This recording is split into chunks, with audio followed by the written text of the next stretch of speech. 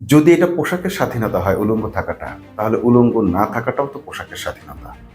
হিজাব পরাটাও তো মানুষের স্বাধীনতা। সেই স্বাধীনতা নিয়ে কটাক্ষ করার মতো সাহস, দুঃসাহস একজন সংসদ সদস্য কি করে দেখায়? এই যে দাড়ি, যে লম্বা দাড়ি, যে তার আসলে ইমানদারের পরিচয় নেই, সেটা আবার সে নিজে স্বীকারও করেছে। বলেছে দাড়ি দেখে দুলাভাই ভাবার কোনো কারণ নেই। যে সংসদ সদস্য হিজাব নিয়ে কটাক্ষ করেছেন তার বিরুদ্ধে আমরা দেখলাম যে আলেমরা সবসময় ফতোয়াবাজি করে বেড়ায়, সে আলেমরা মুখ বুজে আছে। এরা কি আলেম না জালেম, সেটা আসলে মানুষের বিবেচনা করা উচিত। হিজাব কি আসলে হাস্যরসের কোনো বিষয়? হিজাব হচ্ছে একটা ম্যান্ডেটরি বিষয়। পর্দা করাটা ফরজ মুসলমানদের জন্য। এখন এই পর্দা, এটা কিভাবে করতে হবে সেটা কোরআন একটা অংশ বলে দিয়েছে, তারপরেরটুকু মানুষ তার সুবিধা মতো করে, এবং সেই সুযোগটা কোরআনই করে দিয়েছে। মানে প্রয়োজন মাফিক সে তার কতটুকু ঢেকে রাখবে, কতটুকু ফাঁকা রাখবে, ঢেকে রাখবে না উন্মুক্ত রাখবে, সেটা কোরআন তাকে তার প্রয়োজন অনুযায়ী সুযোগ সুবিধা দিয়ে দিয়েছে। আপনি যাকে হিজাবদারি দেখছেন, সে যখন সংসদে আসছে, সে একটা সংসদ সদস্য, তার চেহারা কেমন এটা আপনার জানার দরকারটা কি? সেই জিয়াউর রহমান, যে জিয়াউর রহমান একটা সেক্টর কমান্ডার ছিলেন, স্বাধীনতায় যার এত অবদান আপনারা বলেন, সেই জিয়াউর রহমানকেও কিন্তু পাকিস্তানের চর বলতে শুরু করেছিল আওয়ামী লীগ। তার মানে আওয়ামী লীগের এই বয়ান, এই ইন্ডিয়ান বয়ানটা তৈরি করা হয়েছিল প্রতিপক্ষকে ঘায়েল করার জন্য। এবং ইন্ডিয়ার প্রতিপক্ষ যখন ছিল মুসলমানরা, তখন অবাঙালি মুসলিম নাম দিয়ে তাদেরকে হত্যা করা হয়েছে। বাংলাদেশে আবারও সে বিতর্কটা শুরু হয়েছে। বারবার বাংলাদেশের মুসলমানদের ওপর এই ধরনের নির্যাতন চালানো হয়, মুসলমানদের পোশাক নিয়ে কটাক্ষ করা হয়। এই দেশে উলঙ্গ মানুষের উলঙ্গ থাকার স্বাধীনতা আছে। আপনারা দেখবেন যে কিছু মহিলা আছে যারা নিজেদের সমস্ত শরীর মানে ইচ্ছাকৃত বের করে অন্যদেরকে উস্কানি দেয়, মানে এটা বোঝানোর জন্য যে হ্যাঁ আমরা উলঙ্গ চলবো, সেই স্বাধীনতা আমাদেরকে দিতে হবে, কোনো সমস্যা নেই, তোদের যদি উলঙ্গ চলতে ইচ্ছে করে চল, বাংলাদেশের আইন যদি এটা কাভার করে তোরা চলতে পারিস। এবং দেখলাম আমরা সেই ধরনের মহিলারা, সেই মহিলাগুলো যেভাবে যে পোশাক পরছে, তাদের উলঙ্গ শরীর দেখাচ্ছে বা যাই কিছু করছে, সেভাবে মিডিয়া তাদেরকে কাভারেজ দিচ্ছে, প্রমোশন করছে, এবং তারা কোনো ধরনের নির্যাতনের শিকারও হচ্ছে না, ধর্ষণের শিকারও হচ্ছে না। তো ঠিক আছে, বাংলাদেশ এটা কাভার করছে, বাংলাদেশের আইন তাদেরকে গ্রেপ্তার করে না, বরং উল্টো প্রমোশন করছে, কোনো অসুবিধা নেই। কিন্তু প্রশ্নটা হলো, যদি এটা পোশাকের স্বাধীনতা হয় উলঙ্গ থাকাটা, তাহলে উলঙ্গ না থাকাটাও তো পোশাকের স্বাধীনতা। হিজাব পরাটাও তো মানুষের স্বাধীনতা। সেই স্বাধীনতা নিয়ে কটাক্ষ করার মতো সাহস, দুঃসাহস একজন সংসদ সদস্য কি করে দেখায়? সেই সংসদ সদস্যরা আবার দাঁড়িয়ে এত লম্বা, মানে সে যে অপকর্ম করবে তার জন্য সে আগে একটা লাইসেন্স নিয়ে নিয়েছে। এই অপকর্ম নিয়ে যেন কেউ সমালোচনা করতে না পারে, তাকে যেন মানুষ মানে মনে করে যে একজন সুফি, এই জন্য সে লম্বা দাড়ি রেখে নিছে। এই যে দাড়ি, যে লম্বা দাড়ি, যে তার আসলে ইমানদারের পরিচয় নেই, সেটা আবার সে নিজে স্বীকারও করেছে। বলেছে দাড়ি দেখে দুলাভাই ভাবার কোনো কারণ নেই, সে নিজেই সংসদ সদস্য বলতেছে। মানে দাড়ি দেখলে যে আপনি আপনাদের মতো করে আমাকে ভাববেন বা আপনাদের মতো ইমানদার ধার্মিক ভাববেন, এটার কোনো আসলে সুযোগ নেই। তো সেই ব্যক্তি একটা প্রসঙ্গে কথা তুলে এসে নানান রসবোধ দিয়ে কথা বলে, মানে এমন ভাবে আপনাকে কটাক্ষ করবে, ছোট করবে, এমন ভাবে আপনাকে তাচ্ছিল্য করবে, আপনি যেন তার প্রতি মনোকষ্ট রাখতে না পারেন বা প্রতিবাদও করতে না পারেন। কিন্তু মাঝখান থেকে আপনাকে আপনার গোড়া কেটে দিবে, এটা তার কালচার সে ভদ্রলোকের। সে ভদ্রলোক কি করলেন, ডাক্তার আব্দুল্লাহ মোহাম্মদ তাহের, আরেকজন সংসদ সদস্য তারই এলাকার বা তারই মানে কুমিল্লা জেলার, তো তাকে নিয়ে, তার স্ত্রীকে নিয়ে কটাক্ষ করলেন। কোন এক বিয়েতে গেছেন, তার স্ত্রী মুখ খোলা ছিল না বলে তিনি বুঝতেই পারেন না কি একটা হেঁটে যায়, মানে ওই যে সে অবরোধ বাসিনী। কয়েকজন বউ নিয়ে যায় না, কিন্তু তার ভাই বউ নিয়ে গেছে। ঢুকার পর দেখি একটা কিছু হাঁটতেছে। আমি বললাম যে তার ভাই ভাবি কই? কই যে এই যে। আমি বললাম আপনি যে বদলাই আনেন না, এটা কেমনে বুঝবো? বা কেউ যে বলে বেড়ায় যে বোরকাওয়ালাদেরকে, হিজাবধারীদেরকে তাবু বলে, চলন্ত তাবু নিয়ে যেভাবে কটাক্ষ করে, তাচ্ছিল্য করে, সেই কাজটা তিনি এখানে করলেন এবং বললেন যে যে সংসদ সদস্যরা হিজাব পরে আসছেন তাদেরকে তিনি চিনতে পারছেন না। এই ধরনের একটা মানে রসালো আহ, ভাষায় তিনি হিজাবকে নিয়ে মোটামুটি তার যে মানসিকতা সেটা প্রকাশ করে দিলেন, কটাক্ষ করে হিজাবের প্রতি এক ধরনের হাস্যরস সৃষ্টি করলেন। হিজাব কি আসলে হাস্যরসের কোনো বিষয়? হিজাব হচ্ছে একটা ম্যান্ডেটরি বিষয়। পর্দা করাটা ফরজ মুসলমানদের জন্য। এখন এই পর্দা, এটা কিভাবে করতে হবে সেটা কোরআন একটা অংশ বলে দিয়েছে, তারপরেরটুকু মানুষ তার সুবিধা মতো করে, এবং সেই সুযোগটা কোরআনই করে দিয়েছে। মানে প্রয়োজন মাফিক সে তার আহ, কতটুকু ঢেকে রাখবে, কতটুকু ফাঁকা রাখবে, ঢেকে রাখবে না উন্মুক্ত রাখবে, সেটা কোরআন তাকে তার প্রয়োজন অনুযায়ী সুযোগ সুবিধা দিয়ে দিয়েছে। তো যে যার মতো করে সেই পর্দাটা পালন করছে। কোরআন যতটুকু অব্লিগেশন দিয়ে দিয়েছে, ম্যান্ডেটরি করে দিয়েছে, ততটুকু সে পালন করছে। বাংলাদেশের মানুষ বেশ কয়েক ধরনের পর্দা করে, অনেকে বলে দুই ধরনের, শুধু দুই ধরনের না, বহু ধরনের পর্দা বাংলাদেশের মানুষের আছে। বহু ধরনের বোরকা আছে, বোরকা না থাকলেও পর্দা থাকতে পারে, সেটাও কোনো বড় ব্যাপার না। কিন্তু ব্যাপারটা হচ্ছে এইটা মানুষের সম্পূর্ণ নিজস্বতা, নিজস্ব স্বাধীনতা, ব্যক্তি স্বাধীনতা। তো এইটা নিয়ে আরেকজন আপনি চিনতে পারলেন না কি পারলেন কি পারলেন না, আপনার জন্য তো কেউ আসলে বোরকা পড়ছে না। আপনি যদি কাউকে হিজাবধারী কাউকে চিনতে না পারেন, আপনার স্ত্রীকেও তো আমরা চিনতে পারবো না। যদি হিজাব সে উলঙ্গও থাকে তাও চিনতে পারবো না। কোনো রাস্তায় যদি কোনো উলঙ্গ নারী দেখা যায়, তাকে কি আমরা চিনবো যে সে কে? আসলে চেনার জন্য কি প্রয়োজন? পরিচয় প্রয়োজন হয়। আপনি যাকে হিজাবধারী দেখছেন, সে যখন সংসদে আসছে, সে একজন সংসদ সদস্য। তার চেহারা কেমন এটা আপনার জানার দরকারটা কি? যদি সে মুখ খোলা থাকতো, তাকে কি পুলিশ ছেড়ে দিত, ঢুকতে দিত? তাকে তো পরিচয়পত্র দেখাইতে হইতো। বহু বড় ধরনের আমরা তো চিনি যে অমুক নেতা তমুক নেতা, ঢুকতে যাক না, দেখি ঢুকতে দেয় কিনা সংসদ ভবনে। সংসদ ভবনে ঢোকার প্রসিডিউর হচ্ছে তাকে তার আইডি কার্ড শো করতে হবে, সে যে ওই ব্যক্তি, তার প্রমাণ দিতে হবে। এখন ডিজিটাল আইডেন্টিফিকেশন আছে, অফিসে ঢুকতে গেলে তার পাঞ্চ মেশিনে তাকে আঙ্গুল প্রেস করতে হয়, বৃদ্ধাঙ্গুল প্রেস করে তাকে ঢুকতে হয়। আপনি আপনার মোবাইল অ্যাক্সেস ঢুকতে গেলে আপনার চেহারা দিয়েও ঢুকতে পারেন, আবার আপনি আঙ্গুল দিয়ে ঢুকতে পারেন। মানে আপনাকে আপনার অ্যাক্সেস, আপনার পরিচয়টাকে সে রিকগনাইজ করবে। পুলিশের ড্রেস আছে, পুলিশের মুখ খোলা থাকে, তারপর তার আবার নেম প্লেট লাগানো লাগে। তার মানে কি, চেহারাটা আসলে পরিচয়ের কিছু না। তো অনেকে বলে চেনেন, আপনি চিনবেন কিভাবে? আপনাকে তো, আপনি ধরেন আপনার বউকে নিয়ে কোথাও গেলেন, তাকে তো কেউ বলতে পারে আপা, বলতে পারে আপনাকে আঙ্কেল বলতে পারে, তার মানে আপনার মেয়েও মনে করতে পারে। তখন কি করবেন? আপনাকে পরিচয় করে দিতে হবে, হ্যাঁ এটা আমার স্ত্রী, এটা আমার মেয়ে, কন্যা। এটাই ভদ্রতা।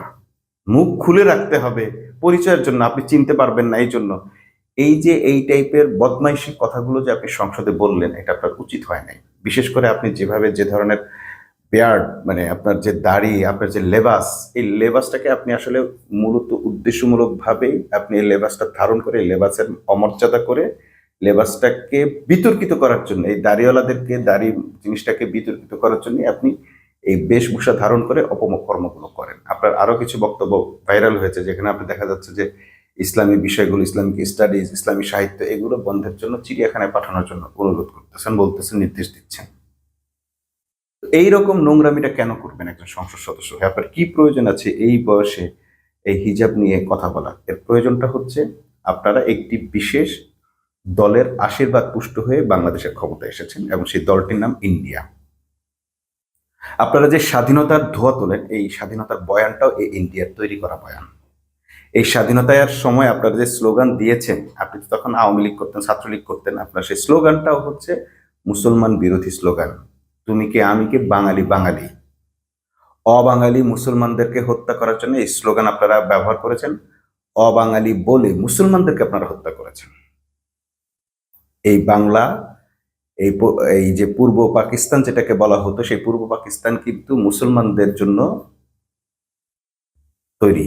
এবং এই পাকিস্তান অংশ পুরোটা, এটা যেহেতু পাকিস্তানের অংশ ছিল, পূর্ব পাকিস্তান, পশ্চিম পাকিস্তান, এই দুই পাকিস্তান কিন্তু মুসলমানদের ভূমি। সেই ভূমিতে হিন্দুদেরকে রাম রাজত্ব প্রতিষ্ঠা করার জন্য ইন্ডিয়া এই বয়ান তৈরি করেছে, তুমি কে আমি কে, বাঙালি বাঙালি।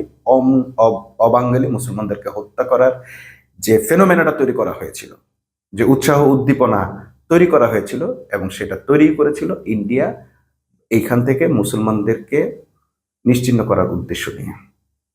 আর সেই ৭১-এর পর থেকে বাংলাদেশের মুসলমানরা সম্পূর্ণ হিন্দু, মানে হিন্দু নির্ভর হয়ে গেছে, হিন্দু আধিপত্যের মধ্যে ঢুকে গেছে। মুসলমানরা তাদের প্রত্যেকটা ধর্মীয় উৎসব পালনে বাধাগ্রস্ত হয়। মুসলমানরা তাদের পোশাক নিয়ে চলতে পারে না, তাদেরকে জামাত শিবির ট্যাগ দিয়ে, স্বাধীনতা বিরোধী ট্যাগ দিয়ে তাদেরকে হত্যা করা হয়। এমনকি স্বাধীনতার পক্ষের লোকদেরকে, মুক্তিযোদ্ধাদেরকেও পর্যন্ত হত্যা করা হয়েছে ভালো মুসলিম বলে। আপনারা নিশ্চয়ই রক্ষী বাহিনীর ইতিহাস জানেন। রক্ষী বাহিনী কি করেছে বাংলাদেশে, কাদেরকে হত্যা করেছে? তারা কি রাজাকারদের হত্যা করেছে শুধু? বেছে বেছে মসজিদের ইমাম, ভালো মুসলিম এইরকম লোকদেরকে হত্যা করেছে, এবং তাদের ইস্যু ছিল যে কোনো, যখন যেটার ইস্যুর প্রয়োজন হয়েছে তখন সেটাই ব্যবহার করেছে। সর্বশেষ আমরা 24 এসে দেখলাম জামাত শিবির রাজাকার এই ট্যাগ দিয়ে তাদেরকে হত্যা করতে করতে করতে এসে শেষ পর্যন্ত যাকেই তাদের হত্যার প্রয়োজন মনে হতো, যাকেই তাদের গুম করার প্রয়োজন মনে হতো, কোণঠাসা করার প্রয়োজন হতো, তাকেই তারা রাজাকার বলা শুরু করলো। এমনকি জিয়াউর রহমান, যেই জিয়াউর রহমানকে আপনারা এখন স্বাধীনতার ঘোষক বলে পুনঃপ্রতিষ্ঠিত করার চেষ্টা করছেন, সেই জিয়াউর রহমান, যে জিয়াউর রহমান একটা সেক্টর কমান্ডার ছিলেন, স্বাধীনতায় যার এত অবদান আপনারা বলেন, সেই জিয়াউর রহমানকেও কিন্তু পাকিস্তানের চর বলতে শুরু করেছিল আওয়ামী লীগ। তার মানে আওয়ামী লীগের এই বয়ান, এই ইন্ডিয়ান বয়ানটা তৈরি করা হয়েছিল প্রতিপক্ষকে ঘায়েল করার জন্য, এবং ইন্ডিয়ার প্রতিপক্ষ যখন ছিল মুসলমানরা, তখন অবাঙালি মুসলিম নাম দিয়ে তাদেরকে হত্যা করা হয়েছে। মানে স্বাধীনতার মূল টার্গেটই ছিল বাংলাদেশকে, অর্থাৎ এই ভূখণ্ড থেকে মুসলমানদেরকে নিশ্চিহ্ন করা। এই থিওরি যদি কেউ বুঝতে না পারেন, বুঝতে ভুল করেন, আপনারা আপনাদের মতো চলতে পারেন, আপনারা আপনাদের স্বাধীনতা একাত্তর নিয়ে গর্ব করতে পারেন। কিন্তু যদি আপনি মুসলিম হন, তাহলে অবশ্যই আপনাকে ভারতীয় এই বয়ান বুঝতে হবে, এই সংস্কৃতিটা বুঝতে হবে, এবং এই যে হিজাব নিয়ে কটাক্ষ করলো, এই কটাক্ষর মূল উদ্দেশ্যটা আপনাদেরকে বুঝতে হবে। এদেরকে এখন প্রমাণ করতে হচ্ছে যে আমরা সেকুলার, আমরা ইন্ডিয়ানপন্থী, আমরা হিন্দু বান্ধব, আমরা পাক্কা মুসলমান না। যদি আপনি পাক্কা মুসলমান হয়ে যান, মুসলমান বোঝায় ইন্ডিয়া বোঝে, তাহলে আপনাদেরকে এখানে শান্তিতে থাকতে দেবে না। তো এই যে ইন্ডিয়ার রাম রাজত্বের মধ্যে আপনারা ঢুকে গেলেন, এখানে আপনারা দেখবেন যে একটা হাসপাতাল বন্ধ করে দিয়েছে একজন হিন্দু, একটা অধিদপ্তরের প্রধান করা হয়েছে একটা হিন্দুকে, অমুকটা প্রধান করা হয়েছে হিন্দুদেরকে। কেন? এই হিন্দুরা হচ্ছে, এই বিশেষিত হিন্দুরা হচ্ছে আসলে ইন্ডিয়ার টোপ। ইন্ডিয়াকে ম্যানেজ রাখার জন্য, ইন্ডিয়াকে বোঝানোর জন্য, ইন্ডিয়া থেকে বিশেষ ফরমেশনে আসা এই লোকগুলোকে বাংলাদেশে রাখা হয়, যাতে তারা বাংলাদেশটাকে মুসলিমদের জন্য অতিষ্ঠ নগরী করে তুলতে পারে। ঠিক একই কাজ করা হতো 12 ভূঁইয়াদের আমলে, জমিদার আমলে। যেমন তাদেরকে খাজনা তোলার জন্য ব্যবহার করা হতো হিন্দুদেরকে, বড় বড় দায়িত্ব দেওয়া হতো হিন্দুদেরকে, যাতে মুসলমানদের উপর, মুসলমানরা যেহেতু নির্যাতন করতে চাইবে না বা পারবে না, সেই জন্য হিন্দুদেরকে ব্যবহার করে মুসলমানরাই মুসলমানদের উপর হিন্দুদের দ্বারা এই নির্যাতনের কাজগুলো করা হতো। এখনো ঠিক মুসলিম শাসকরা হিন্দুদেরকে ব্যবহার করছে মুসলমানদের বিরুদ্ধে, এবং আবার আপনাকে শিখায় হিন্দুদের বিরুদ্ধে কিছু বলা যাবে না, তাহলে সাম্প্রদায়িকতা হয়ে যাবে। হিন্দু দিয়ে আপনি মুসলমানদের প্রতিষ্ঠানগুলোকে ধ্বংস করতে পারবেন, কিন্তু সে আবার তাকে হিন্দু বলে ট্রিট করতে পারবে না। এটা হচ্ছে এইরকম একটা বয়ান কিন্তু এখানে তৈরি হয়ে আছে। এই ধরনের সভ্যতা, এই ধরনের শিষ্টাচারের বিরুদ্ধে আমরা দেখেছি অতীতে অনেক লেখকরা, মানে যারা সমাজ সংস্কারক, তারা প্রতিবাদ করেছেন, কিন্তু তাদের ভয়েস, তাদের কণ্ঠকে রোধ করা হয়েছে যেভাবে হাদিকে হত্যা করা হয়েছে। মুসলমানদের পক্ষে কারো ভয়েস শুনতে পেলে তার কণ্ঠ রোধ করবেই করবে এই ইন্ডিয়ান চক্র। এরপরে বিতর্কটা কি? এরপরে বিতর্কটা হচ্ছে সাদিক কায়েম এবং হাসনাত আব্দুল্লাহ অক্সফোর্ড ইউনিয়নে গেছে, অক্সফোর্ড ইউনিয়নের আমন্ত্রণে একটা অনুষ্ঠানে যোগ দিয়েছে। এইটা আবার ছাত্রীদেরও সহ্য হচ্ছে না, আবার তাদের বন্ধু এখন ওখানকার আওয়ামী লীগ, ছাত্রলীগও সেখানে এটাকে প্রোটেস্ট করেছে, তাদেরকে নাজেহাল করার চেষ্টা করেছে, তাদেরকে বাধা দেওয়ার চেষ্টা করেছে, কিন্তু আমরা শেষে দেখলাম যে তারা লেজ গুটিয়ে পালিয়েছে, এমনকি চড়-থাপ্পড়ও খেয়েছে। খুব লজ্জাজনকভাবে তারা সেখান থেকে পালিয়ে যেতে বাধ্য হয়েছে। তো এই যে বাংলাদেশের মানুষ, বাংলাদেশের দুজন ছাত্র নেতা, দুজন ছাত্র প্রতিনিধি যারা জুলাই অভ্যুত্থানে ভূমিকা রেখেছে এবং জুলাই অভ্যুত্থান নিয়েই কথা বলতে গেছে, সেটা বিদেশের একটা মাটিতে গেছে, আন্তর্জাতিক একটা পরিমণ্ডলে গেছে। তো ছাত্র দলের লোকেরা কেন এটাতে গাত্রদাহ অনুভব করছে সেটা আমাদের বোধগম্য নয়, কারণ ছাত্রদল এখন নিজেদেরকে ছাত্রলীগ মনে করতেছে, এটাই হয়তো কারণ। এবং তারা ছাত্রলীগের যে কর্মসূচি ছিল, আওয়ামী লীগের যে কর্মসূচি ছিল, সেটাকেই আরেকভাবে পালন করেছে। বিভিন্ন সামাজিক মিডিয়ায় দেখলাম যে তারা নানান ধরনের এটা নিয়ে গুজব ছড়িয়েছে।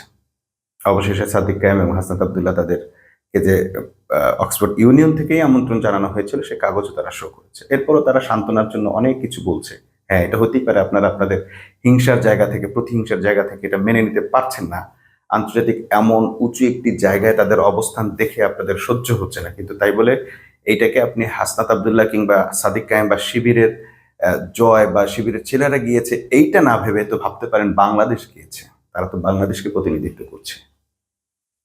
তো এইটা যদি ভাবতে না পারেন, আপনার বাংলাদেশকে যারা প্রতিনিধিত্ব করবে সে যোগ্য মানুষগুলোকে যদি আপনারা ওন করতে না পারেন, বাংলাদেশের মানুষ হিসেবে ওন করতে না পারেন, দেশের দেশের জন্যই তারা গিয়েছে বা দেশকে উজ্জ্বল করছে, দেশের মুখ উজ্জ্বল করছে, এটা ভাবতে না পারেন, তাহলে আপনারা যে স্লোগান দেন সবার আগে বাংলাদেশ, এটা দয়া করে দিন না, সবার আগে ছাত্র দল এটা দিন, সবার আগে বিএনপি। কে বাংলাদেশকে প্রেজেন্ট করবে সেটা বিএনপির কারো হইতে হবে, ছাত্র দলের কারো হইতে হবে। অন্য কেউ বাংলাদেশের মুখ উজ্জ্বল করলে, নাম শানিত করলে সেটা আপনাদের সহ্য হয় না। এই জিনিসটা আপনারা ক্লিয়ার করে দিন, তাহলে ওই যে সবার আগে বাংলাদেশ এই ডায়লগটা আপনারা অলরেডি নির্বাচনের পর দেখছি এই কথাটা আর বলছেন না, অন্তত সেটা যদি নাও বলতে পারেন, সবার জন্য বাংলাদেশ, যারা বাংলাদেশের মানুষ, বাংলাদেশের নাগরিক, তারা বাংলাদেশকে বিভিন্নভাবে বিভিন্ন স্থানে রিপ্রেজেন্ট করবে এবং সেটা বাংলাদেশের জন্য করবে। অন্তত এইটুকু মেনে নেওয়ার মতো মানসিকতা তৈরি করেন, তা না হলে আপনারা দিন দিন মানুষের কাছে আরো বেশি তুচ্ছতাচ্ছিল্য হবেন, মানুষের কাছে আপনাদের গ্রহণযোগ্যতা একেবারেই ধ্বংসের শেষ প্রান্তে নেমে আসবে, আপনারা মানুষকে আর মুখ দেখাতে পারবেন না। এই ধরনের হিংসাত্মক আলাপ দয়া করে চালাবেন না। আর যে সংসদ সদস্য হিজাব নিয়ে কটাক্ষ করেছেন তার বিরুদ্ধে আমরা দেখলাম যে আলেমরা সবসময় ফতোয়াবাজি করে বেড়ায়, সে আলেমরা মুখ বুজে আছে। এরা কি আলেম না জালেম সেটা আসলে মানুষের বিবেচনা করা উচিত। কারণ এইরকম একটি জায়গায়, যে মহান সংসদে দাঁড়িয়ে, যেখানে হিজাবি সংসদ সদস্যরা আছেন, তাদেরকে কটাক্ষ করে এরকম বাজে বক্তব্য দেওয়া কোনো ব্যক্তিকে এখনো পর্যন্ত সহ্য করা এই মুসলমানদের জন্য, এই মুসলিম আলেম পরিচয়ধারীদের জন্য কতটা শোভনীয়, এটা বাংলাদেশের মানুষ বিবেচনা করবে। সকলকে, বিশেষ করে বিএনপির এই ভারতপন্থী রাজনীতি থেকে বেরিয়ে এসে জনগণের রাজনীতি করার উদাত্ত আহ্বান জানাচ্ছি। আজকের মতো এখানে শেষ। আল্লাহ হাফেজ।